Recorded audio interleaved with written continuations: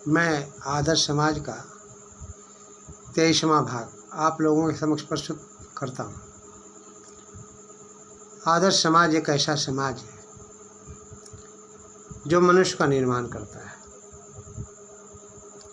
और जो मनुष्य बनना चाहता है वो आदर्श समाज के संपर्क में आए।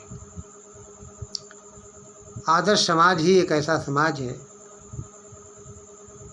जो मनुष्य के जीवन को महान बना सकता है। लेकिन मनुष्य जीवन को जीवन नहीं समझता है। जो मनुष्य अपने जीवन को जीवन नहीं समझता है उसका जीवन व्यर्थ है, बेकार है। मनुष्य प्रतिदिन स्नान के द्वारा शरीर को धोता है, वस्त्र पानी के द्वारा धुला जाता है, तो मन को भी धुलना जरूरी है। मन को किस प्रकार से धोया जाए, प्रश्न उठता है। मन अत्यंत चंचल है। आज यहाँ है, अभी यहाँ है, 2 घंटे के बाद न जाने कहाँ है। 1 मिनट में यह मन मुंबई पहुँच जाता है, अमेरिका पहुँच जाता है, ब्रिटेन पहुँच जाता है, लंदन पहुँच जाता है, इतना तक कि मिठाइयों की दुकानों पर पहुँच जाता है। कभी कभी जब हम संध्या करते हैं तो मन भटक भी जाता है। जहाँ हमें परमात्मा की ओर ध्यान करना चाहिए नहीं लग पाता है। तो फिर ध्यान किस प्रकार से लगाएं? प्रभु का ध्यान लगाना भी आवश्यक है। बिना ध्यान का मनुष्य को शांति नहीं मिल सकती। जब मनुष्य परेशान हो जाता है, समझ में नहीं आता है कि मैं करूं तो क्या करूं, उस समय मनुष्य परमात्मा को याद करता है, ईश्वर को याद करता है, ईश्वर से और प्रार्थना करता है, ईश्वर हमें अब बचा लो। लेकिन कहा गया है कि जब मनुष्य पाप करता है, दुष्कर्म करता है, निर्दोषों को धोखा देता है, उस समय परमात्मा से नहीं कहता है कि हे ईश्वर, मैं दूसरों को धोखा दे रहा हूँ, मैं पाप कर रहा हूँ, मुझे इससे बचाओ। जब पाप हो जाता है, दुष्कर्म हो जाता है, जब लोग अपने स्वार्थ में आकर के निर्दोष प्राणियों का गला घोंट जाते हैं, मार डालते हैं, उनके धन को लूट लेते हैं, और जब वो व्यक्ति विपत्तियों से घिर जाता है, विपत्ति में फंस जाता है, विपत्ति काल में फंस जाते हैं, तो उस समय यही लोग ईश्वर को याद करते हैं और कहते हैं कि हे ईश्वर हमें बचा लो।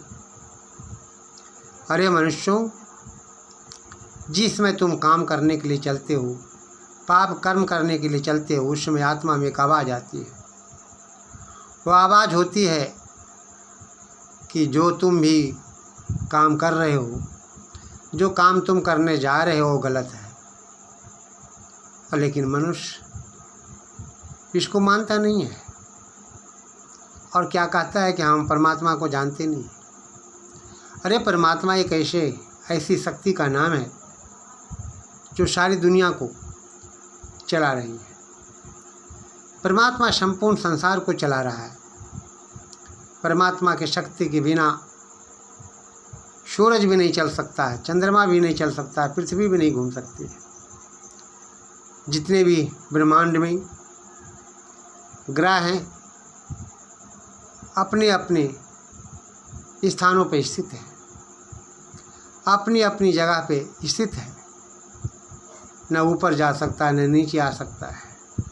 जहाँ पे परमपिता परमात्मा ने जिस ग्रह को, जिस लोक को स्थित कर दिया है, वे ग्रह वहीं पर खड़े हैं। पृथ्वी अपनी जगह पे है, चंद्रमा अपनी जगह पे है, सूरज अपनी जगह पे है, मंगल ग्रह अपनी जगह पे है, बुध अपनी जगह पे है, बृहस्पति ग्रह अपनी जगह पे, तमाम से ऐसे हमारे आकाश गंगा में ग्रह हैं जो अपनी अपनी जगह पे स्थित है। परमपिता परमात्मा की व्यवस्था कितनी सुंदर है, कितनी अद्भुत है, लेकिन हम परमपिता परमात्मा को मानते नहीं और जानते भी नहीं। जब हम मानते ही नहीं तो जानते हैं, जब हम मानते ही नहीं तो जान कैसे सकते हैं। परमात्मा को जानने के लिए ध्यान आवश्यक है। ध्यान के लिए आदर्श विचार आवश्यक है। बिना आदर्श विचार के हम परमपिता परमात्मा को नहीं देख सकते, नहीं पा सकते।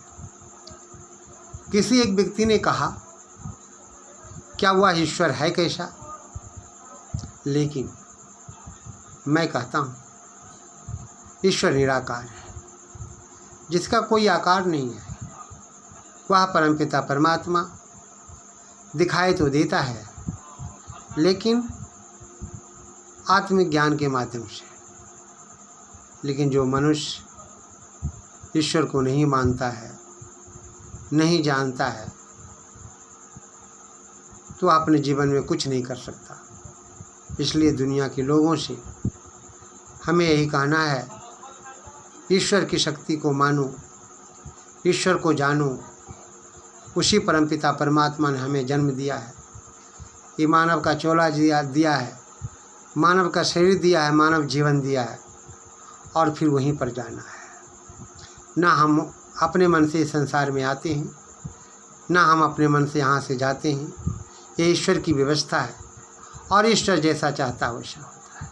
लेकिन ईश्वर एक जरूर कहता है कि बुरे काम करने से पहले उसे प्रेरित करता है, प्रेरणा देता है कि हे मेरे भक्तों, जो तुम करने जा रहे हो वो गलत कर रहे हो। इसलिए हमें परमात्मा की शक्ति को माननी चाहिए। ये कैसे संभव हो सकता है?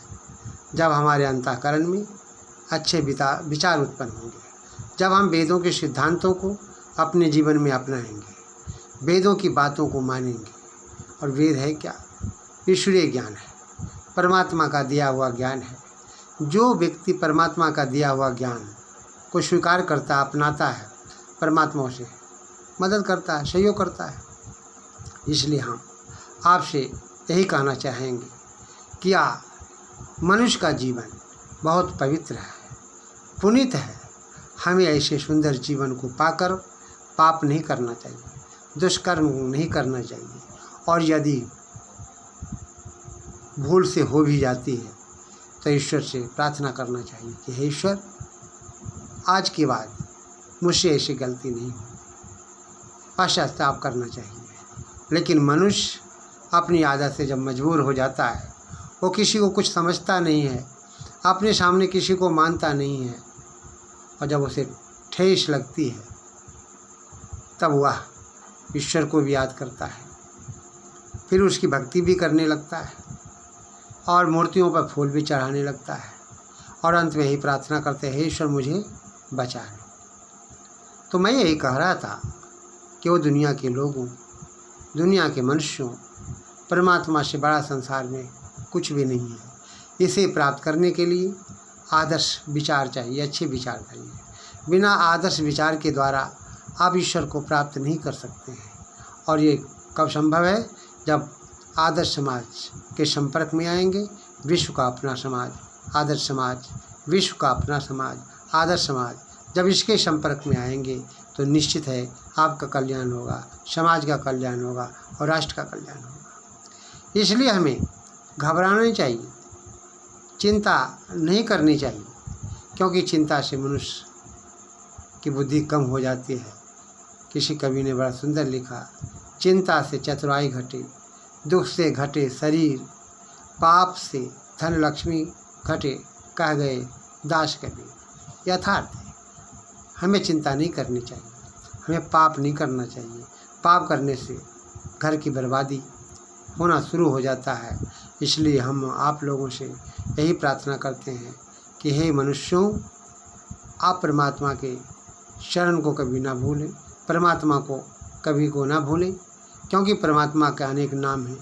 ओम भी है, रवि भी है, इंद्र भी है, सोम है, सोम भी है। सोम के शरणों में जो व्यक्ति जाता है, ओम के शरणों में जो व्यक्ति जाता है, उसका जीवन पवित्र हो जाता है। ये कब संभव है? जब आप आदर्श समाज के संपर्क में आएंगे। ये आदर्श समाज का 23वां भाग आपके सामने मैंने प्रस्तुत किया। इति ओम।